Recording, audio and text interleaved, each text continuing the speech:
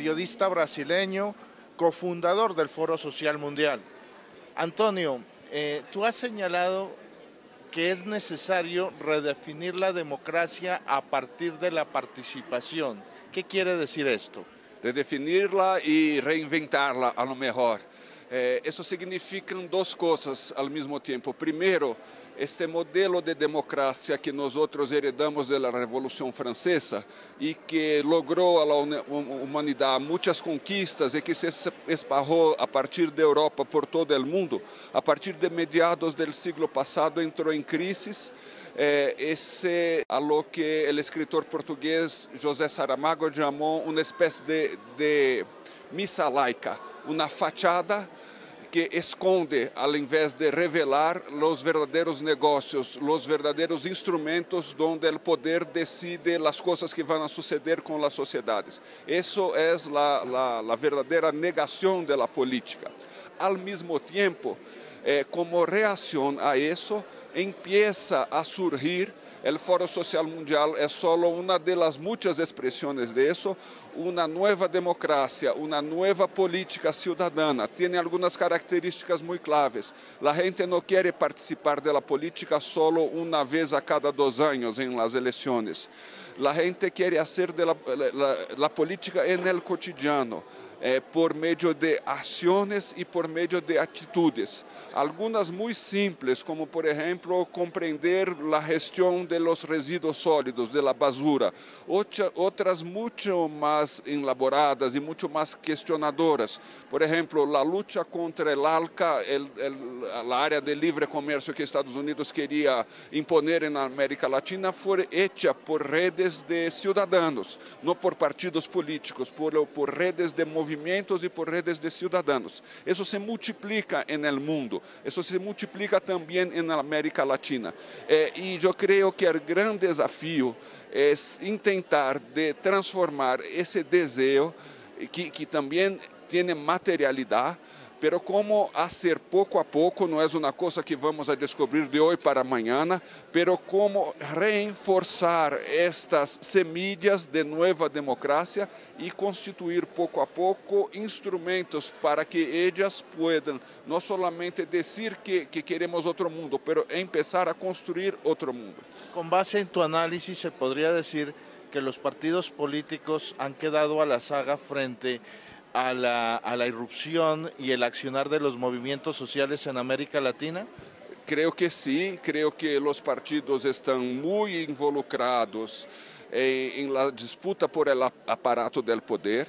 Creio que mesmo na América Latina, onde a política aún significa alguma coisa, porque começaram a surgir governos que estão de alguma maneira ligados à la descolonização, a la emergência de novos sujeitos sociais, pero são coisas muito personales. Os partidos, o PT em Brasil, Lula significa muito, pero o PT perdeu a capacidade de liderar, de proponer coisas novas.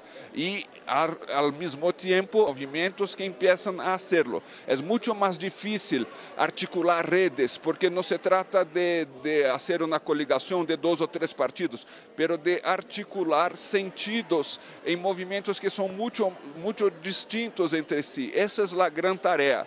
Ao mesmo tempo, eu creio que estes mesmos movimentos não podem voltar as espaldas para a política institucional, porque o Estado é todavia um espaço de conquista e de validação de los direitos. Então, temos que de alguma maneira colonizar a vieja política. Temos incluso que fazer diálogo com os partidos. Temos que encontrar em los partidos gente que tenha todavia o sentido de las mudanças. Isso é possível e isso é necessário porque é necessário criar uma fase de transição. A vieja democracia, que não é quase mais democracia, não vai desaparecer de hoje para amanhã. E, mientras tanto, as sociedades terão necessidades, desejos, e essas necessidades e desejos têm que se validar em um espaço público, que por enquanto é o Estado. Então, eu não propongo alguma coisa de voltar as espaldas. Eu propongo essas novas formas de democracia e, ao mesmo tempo, intentar de resgatar lo que es posible en el viejo sistema, las personas y los derechos incluso. Por ejemplo, en América Latina toda se está asegurando en este tiempo, en estos últimos años, algunas políticas de redistribución de riqueza que hacen con que nuestro continente sea el único continente del mundo en los últimos 20 años donde hay un poco más de igualdad. En Asia, en Europa, en América do Norte, en África, la desigualdad ha avanzado, pero acá, en razón de algunas políticas, aunque modestas, de redistribuição de riqueza, a desigualdade ha reculado. Somos um continente um pouquinho mais igual. Isso mostra que, mientras estamos construindo novas formas de democracia, há que resolver as questões cotidianas, os problemas cotidianos, interveniendo en esta política que está um pouco colonizada, está muito colonizada, pero é donde há poder de transformação hoje. Então, eu propongo uma combinação das duas coisas. Un modelo criminal como el neoliberal está dejando sin futuro a millones de niños y jóvenes en Europa. En contraste, como tú bien señalas, en América Latina se están dando políticas sociales que permiten avanzar en educación y fortalecimiento de nuestros niños y jóvenes. ¿Cómo ves la juventud como motor de cambio y de movilización en América Latina? Eu lo veo com muita clareza. Eu creio que incluso estes novos governos que começam a surgir, esse novo clima político, eu creio que aqui mesmo em Colômbia, aunque não seja um governo de esquerda, pero um governo que empieza a reconhecer a necessidade de desmilitarizar a política, o que é muito importante, pero eu creio que não são decisões personais, nem de Lula, nem de Cristina Kirchner, nem de Chávez, nem de Evo Morales. A base é uma base muito mais profunda, é a descolonização. La gente, los indios en Bolivia, la gente de la periferia en Brasil, ya no se siente más subordinada, se siente injusticiada. Esse movimento empieza a criar formas novas de política. Temos muito em Brasil, he acompanhado um pouco o movimento estudantil que vocês estiveram aqui, o movimento criativo, o movimento bem-humorado, o movimento que empieza a criar novas formas de participação, movimento que mescla muito a política com a cultura, com a arte. Eu creio que uma parte muito grande que cresce da juventude empieza a ter valores opostos aos valores neoliberais. Não são gente que quer o sucesso individual, são gente que quer compartilhar, que quer viver em comunidade, que quer ter relações de igualdade, que quer superar os prejuízos, que quer donar seu tempo a causas, aunque não sejam causas muito politizadas, pero quer donar seu tempo a ser algum projeto de educação ambiental, o que significa um valor novo, um valor de compartilhar, um valor de rechazar a vieja ideia de las jerarquias muito rígidas. A gente quer fazer as coisas em coletivos, a gente quer fazer a mesma cultura, não é o grande artista, são os coletivos que fazem cultura, que fazem arte. Então, se nós outros tomamos desde o ponto de vista mais clássico, poderíamos dizer que é uma juventude despolitizada, porque não está em los partidos, porque não defende diretamente o socialismo. Eu tenho um ponto de vista bastante contrário. Eu penso que depois de muito tempo, onde se dijo que solidariedade era errado, que el bueno era el indivíduo, el egoísmo era el motor de la sociedad, el hecho de surgir una juventud que cultiva los valores del compartir, de la horizontalidad, de la disminuição del poder de las jerarquias, de la cultura, del espaço público, a reivindicação das cidades, a reivindicação que as cidades não sejam tomadas por el automóvel, por la especulação imobiliária, por as praças, el verde, el espaço público. Eu penso que isso é semilha, é embrião para construir uma transformação muito profunda, e a juventude está na frente disso.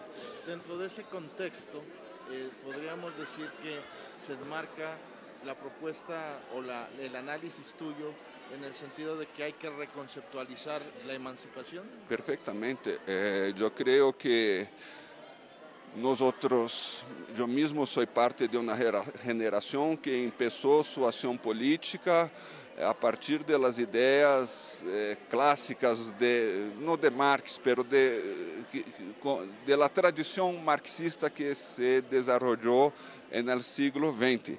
Yo creo que las ideas esenciales del marxismo, la idea de justicia social, la idea de nuevas relaciones no jerárquicas, la idea de igualdad, la idea de superar la alienación, alienación, no sé cómo ustedes dicen aquí, la alienación, todo eso continúa válido, pero necesitamos mirar de manera crítica la experiencia del socialismo real, no para ceder al capitalismo, todo el contrario, pero para profundizar y para procurar nuevas maneras, y creo que eso que se está haciendo, de replantear la esencia del pensamiento del socialismo, que nosotros decimos ahora el postcapitalismo, porque la palabra socialismo se quedó muy desgastada, significa muy poco. Tony Blair dice que es socialista, Pol Pot decía que es socialista, entonces es una palabra que cuando tú dices a mí, yo no sé si tú quieres significar Pol Pot, o Trotsky, o Stalin, o Lenin,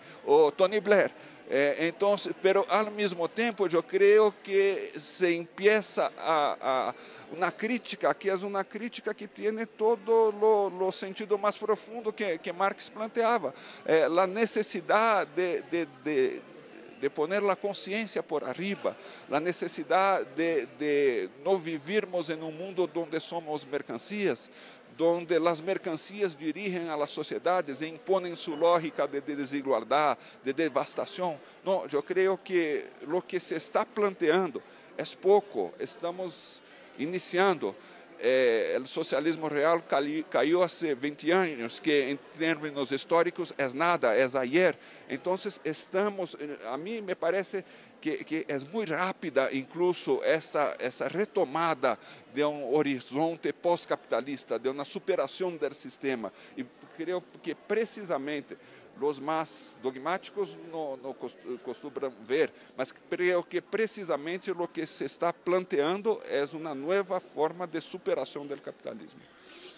Tú como cofundador del Foro Social Mundial, digamos, ¿cómo observas su evolución? Si bien es cierto, el foro fue instituido como un punto de encuentro y de diálogo, sin embargo, parece que esa etapa está agotada. ¿No crees que el foro debe retomar un nuevo propósito misional? Principalmente una nueva forma de ser, porque mira, el foro, en un cierto sentido, ha sido víctima de su mismo suceso. El foro planteó mucho de lo que estamos hablando acá, de uma nova forma de política, uma nova recuperação da política del cotidiano, a política sem hierarquias, a autonomia, todo isso ha sido proposto por el foro.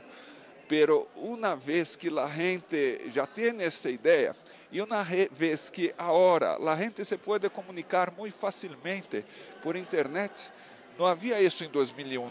2001 a internet era outra coisa completamente distinta, era necessário estar ali presente. Muitas das funções que o foro cumpria, para isso não se necessita mais o foro. Aí estão os exemplos, a Primavera Árabe, os indignados, o Occupy. É a gente que se articula, encontra formas de articular-se, incluso todo o tempo, não uma vez por ano, e sem necessidade de desplazar-se miles de quilômetros a um sítio no mundo. Então, eu creio que o que o foro tendría ou tendrá que fazer é recalificar-se, proponer-se, quizás como um espaço onde se hace lo que não se pode fazer por internet. Por exemplo, reflexionar mais profundamente, mais detidamente, de maneira também horizontal, hacer espaços de intercâmbio de las experiências que se hace aqui na América Latina, em Los Indignados, em Occupy, em las Primaveras Árabes, criar espaços de reflexão. donde se exige el tiempo, donde se exige la inmersión, donde se exige el diálogo cara a cara. Quizás eso sería una forma para que el Foro Social Mundial recuperara su protagonismo y su importancia.